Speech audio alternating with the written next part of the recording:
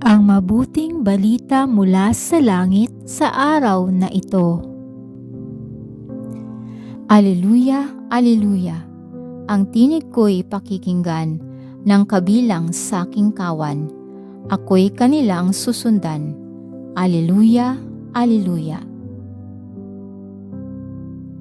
Ang mabuting balita ng Panginoon ayon kay San Juan. Pinupuri ka namin, Panginoong Hesukristo. Taglamig na noon, kasalukuyang ipinagdiriwang sa Jerusalem ang pista ng pagtatalaga ng templo. Naglalakad si Jesus sa templo, sa portiko ni Solomon.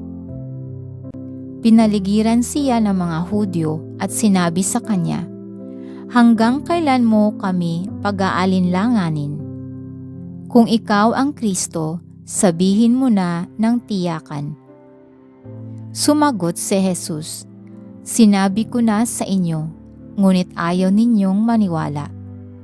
Ang mga ginagawa ko sa ngalan ng aking Ama ay nagpapatotoo tungkol sa akin.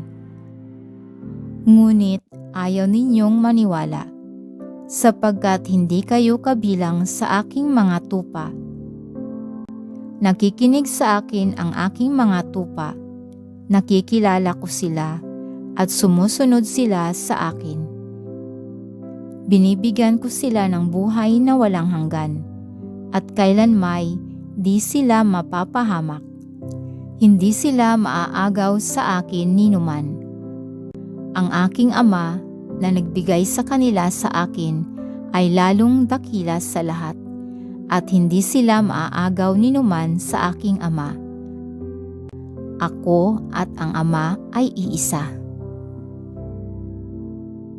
Ito ang mabuting balita ng ating kaligtasan. Papuri sa Diyos. Maraming salamat po sa inyong tulong na maipalaganap ang mabuting balita ng Poong Jesus sa lahat ng mga Pilipino sa buong mundo. Pagpalain nawa tayong lahat